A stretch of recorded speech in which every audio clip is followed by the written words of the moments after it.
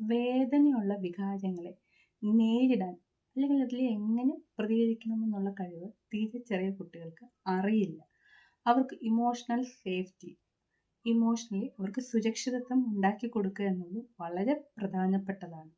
പതിവിൽ നിന്ന് വ്യത്യസ്തമായി കുട്ടികൾ സ്കൂളിൽ നിന്ന് തിരിച്ചു വരുമ്പോൾ മുഖം വീർപ്പിക്കുകയോ മാറി നിൽക്കുകയോ ഒന്നും കഴിക്കാതെ അസ്വസ്ഥരായി കാണുകയോ അല്ലെങ്കിൽ പെട്ടെന്ന് അമ്മയോട് ദേഷ്യപ്പെടുകയോ ഉറക്കെ കരയുകയോ അല്ലെങ്കിൽ കളിപ്പാട്ടങ്ങൾ വലിച്ചെറിയുകയോ നിലത്ത് കിടന്ന് ഉരുളുകയോ ഉറക്കെ ബഹളം വയ്ക്കുകയോ തൊടുന്നതും പിടിക്കുന്നതും എല്ലാം കുറ്റമായി കാണുകയോ ചെയ്യുകയെന്ന് അവർ ഇമോഷണലി അവർക്ക് എവിടെയോ ഒരു വേദന ഉണ്ടായി, അവർക്ക് ഇഷ്ടപ്പെടാത്തതെന്തോ അവർക്ക് സ്കൂളിൽ നിന്ന് ഉണ്ടായി. ചിലപ്പോൾ അതിലൊരു കാര്യവും കാണുകയില്ല.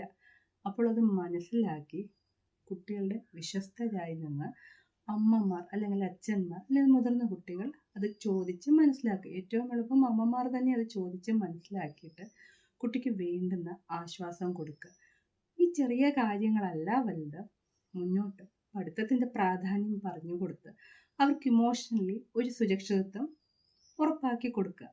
ഇതിന് ശേഷം ഈ ഒരു ചെറിയ കാര്യത്തിന്മേൽ കുട്ടി നിലത്ത് കിടന്ന് ഉരുളുകയോ കരയുകയോ കളിപ്പാട്ടങ്ങൾ വലിച്ചെറിയുകയോ ചെയ്ത് മറ്റുള്ളവരുടെ മുമ്പിൽ വെച്ച് കളിയാക്കുകയോ കുറ്റപ്പെടുത്തുകയോ ചെയ്യരുത്. അങ്ങനെ ഒരു സംഭവം ഉണ്ടായതായി നമ്മൾ ശ്രദ്ധിക്കുക പോലും ചെയ്യരുത്, മറ്റുള്ളവരോട് ഷെയർ ചെയ്യുകയും ചെയ്യരുത്. കാരണം ഈ ചെറിയൊരു കാര്യമാണെങ്കിൽ കുട്ടികൾക്കത് ഹൃദയത്തിൽ മുറിവാണ് ഉണ്ടാക്കുന്നത്. ഈ മുറിവിന് മേൽ കുറ്റപ്പെടുത്തുകയും കളിയാക്കുകയും ചെയ്യുമ്പോൾ കുറച്ച് മുളക് പൊടി ഇട്ട ഫലമാണ് ഉണ്ടാകുന്നത്.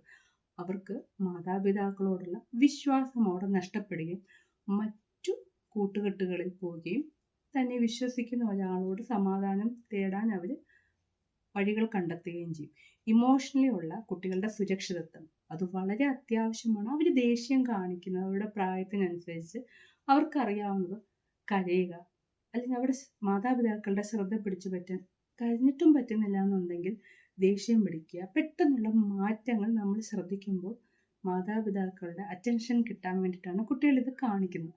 അപ്പോൾ അന്നേരം അതിനെ ആരോഗ്യപരമായ രീതിയിൽ പ്രതികരിച്ച് പഴയ നിലയിൽ പഠിത്തത്തിലേക്കും മുന്നോട്ടും കൊണ്ട് ഒരു പഠന വൈകല്യം വരാതെയും ആൻസൈറ്റി ഡിസോർഡർ ഉണ്ടാകാതെയും നിരാശയിലേക്ക് കുട്ടികൾ